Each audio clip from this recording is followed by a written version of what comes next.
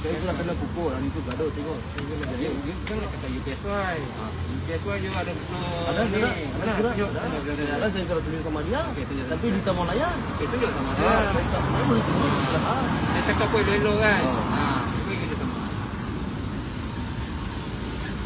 Saya sudah cakap saya ada PSY lagi dia terang buang bukti sama saya. Saya sekarang tak buang bukti sama dia. Ni, Oi, Saya salah buat lagi. Dia mau tunjuk dia polis kan? Saya tunjuk dia sama. saya mana ada polis? Tapi siapa lu? Saya je PJ. PJ lu buat lu punya kerja sudah. Saya punya kerja lah ni. Jangan langsung sama saya. Siapa langsi? Lu baik-baik sekarang. Saya cakap sama lu baik-baik. Jangan kurang ajar sama saya. Walah. Buat kerja lu baik-baik kerja sama lu. Mungkin saya tak tahu kah? Jangan sekarang lu buat kerja lu baik-baik. Jangan sampai saya punya tangan sampai lu punya muka. Lu pecah lu punya muka hari ni. Jangan lu langsung sama saya. Sekarang saya mau buat report. You report lah. Cuma report kan report. Cuma report kan report. Report lah. Pergilah. Pergi. Punya kerja lu bikin baik-baik. Jangan bikin jadi pasal sama saya.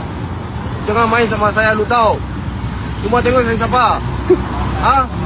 Cuma tengok. Lu berani ke?